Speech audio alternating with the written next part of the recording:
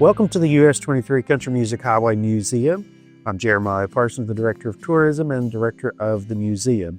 US 23 begins Mackinac City, Michigan, and goes all the way south to Jacksonville, Florida. Jacksonville, Florida is important to us because it's the international headquarters for the CSX Railroad. They purchased the C&O Railroad that was here in Johnson County in Van Leer that took all the coal out when Loretta's dad was mining coal.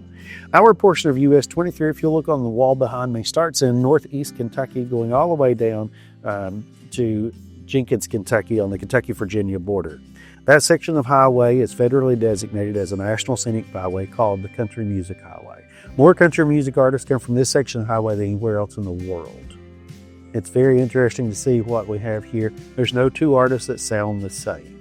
So one of the things you're going to see inside the museum is that the artists have all donated all of the materials here. It's either the artist or their family, so it's not, we don't purchase anything, everything's authentic. And if you will, we'll just walk on over into the museum and we'll get started with the tour over there. Come on in. Welcome to the museum portion of the museum. We have tons of exhibits here. Each exhibit is standalone for the artists themselves. Our largest exhibit in the museum, of course, is the Queen of Country Music, Miss Loretta Lynn. So we have her exhibit here. We also have the greats of Tyler Childers, Chris Stapleton, Rebecca Lynn Howard, the Judds, lots of folks. I'll draw your attention, if you will, we'll come right on over this way. We'll look at we'll start here with Tyler Childers. He has an exhibit that has been ordered that is not in yet, but it's on display. And his family gave us some materials to get started with. Fantastic artist, originally from Lawrence County, but he went to school here at Paintsville High School, and so he's a very good alumnus from there. So over here, we've got Rebecca Lynn Howard. Her big song was Forgive. She's from Martin County, and just some tidbits about her is the exhibit that you see here would have her outfit is donated, gifted to her, not donated, gifted to her by Kenny Rogers as a Christmas gift. Fantastic.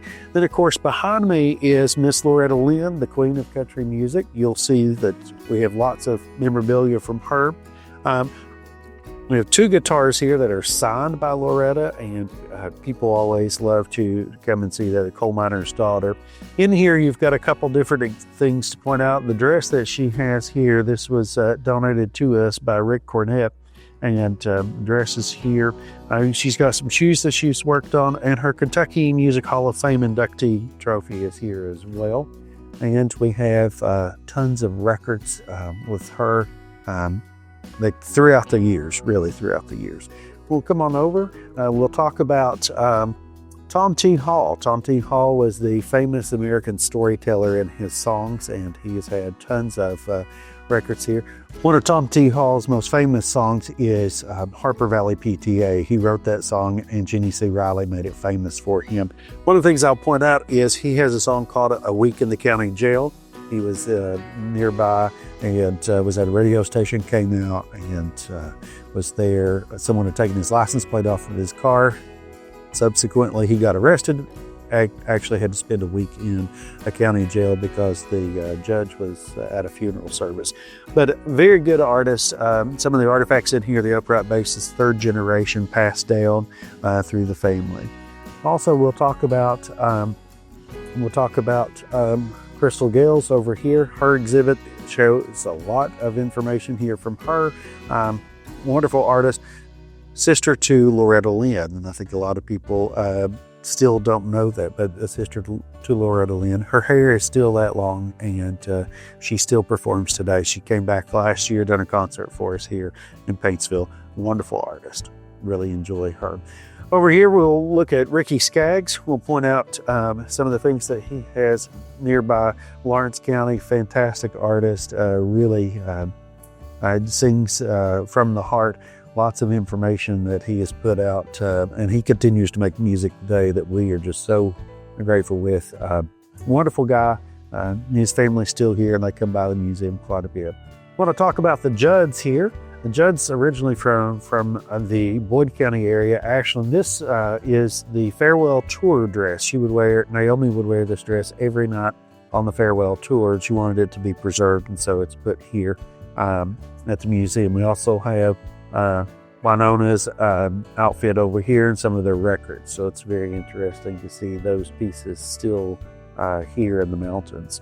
Behind me is Dwight Yoakam. Dwight Yoakam, of course, is reading, writing Route 23. He moved north to Columbus, Ohio, and wrote a song about moving north there.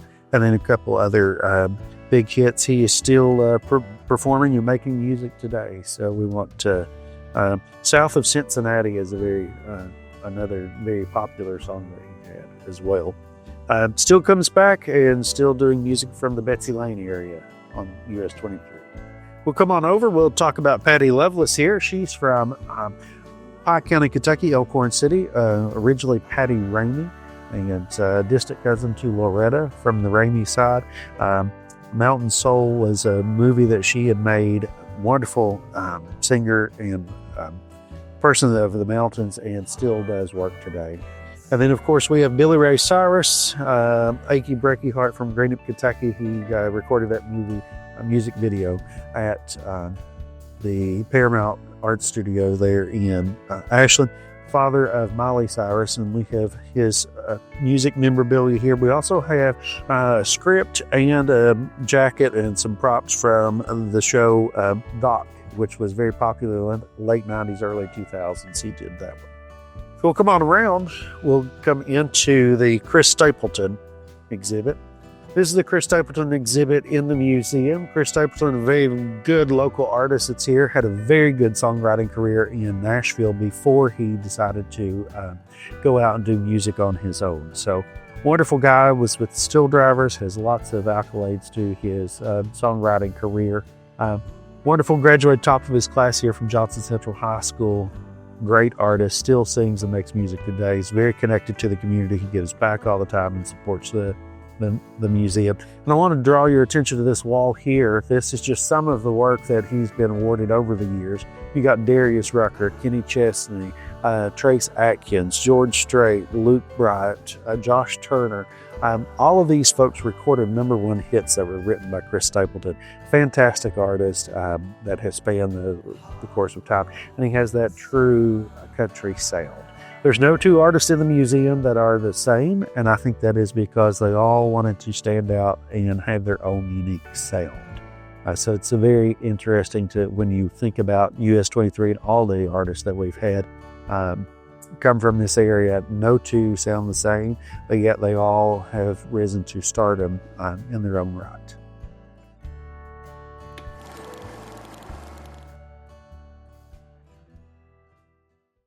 My name is Laura Pack, and I'm the catalyst for Johnson County Trail Towns here in Johnson County, Kentucky, and the board secretary for Kentucky Mountain Regional Recreation Authority, operating as First Frontier Appalachian Trails.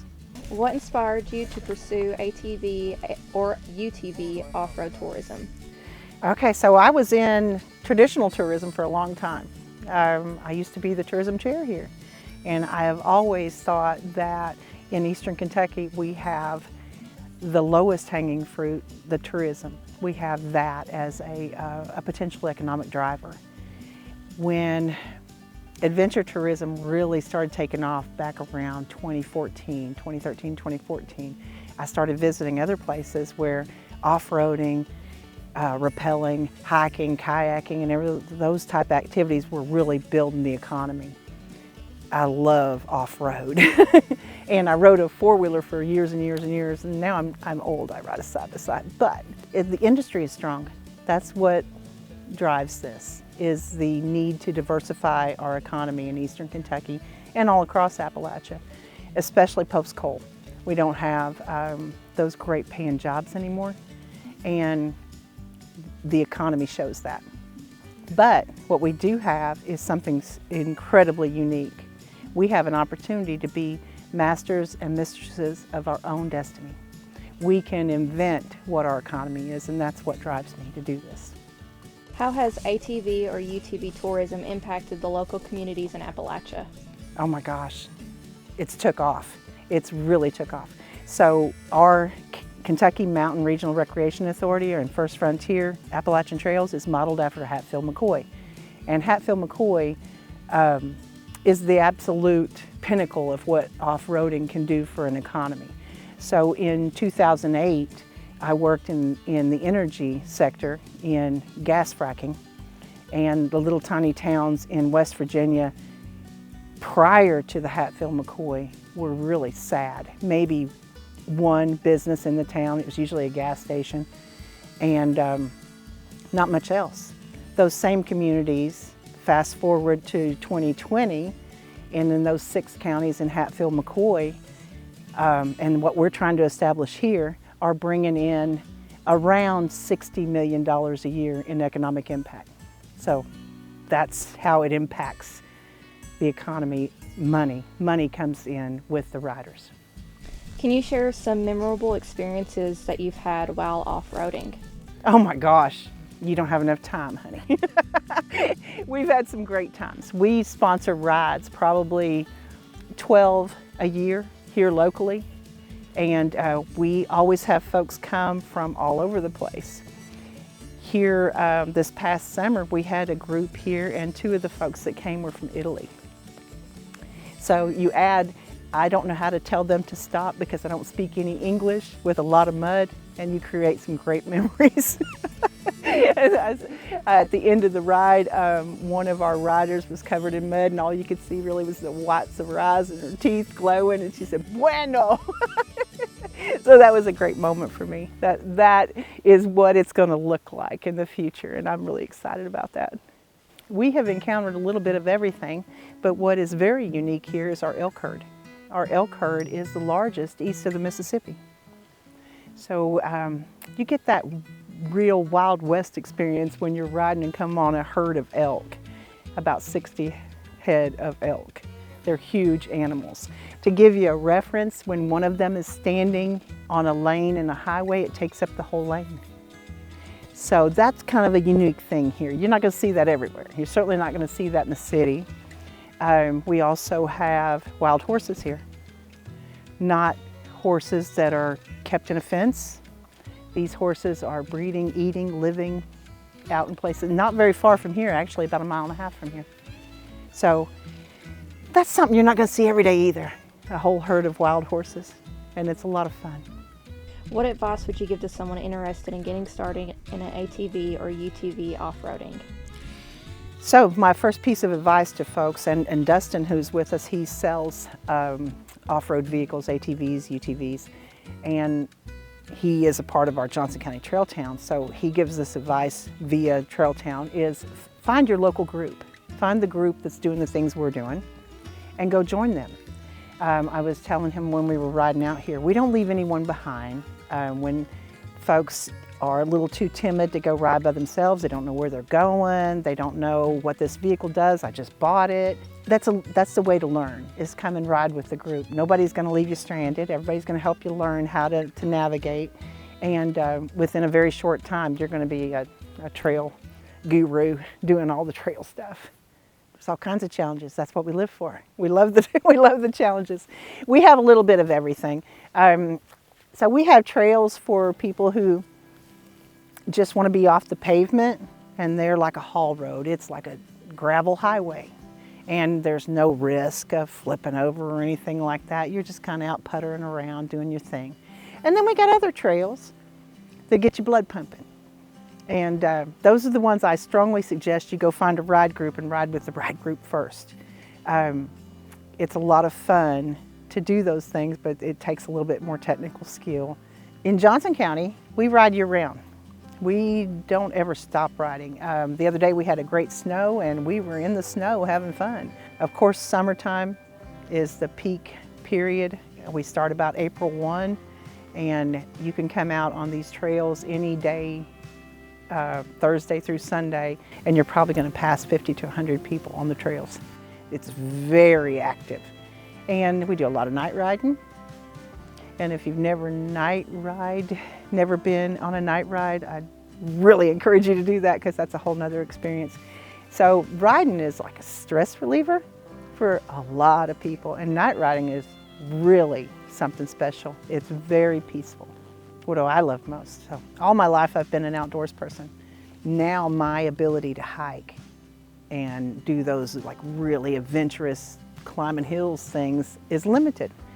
But I'm in this great demographic of people that ride, and that gets me where I used to hike. So now I can still experience being in the hills. I tell people when they call me and they say, oh, we're coming from Illinois and we want to come down there. What's the best thing to see? I said, the hills. Where are they? I said, everywhere you look. They're everywhere you look. And as high as you want to go and as far as you want to go, we'll take you. For people who live here, this is a comfort. It's like a comfort food being in the hills.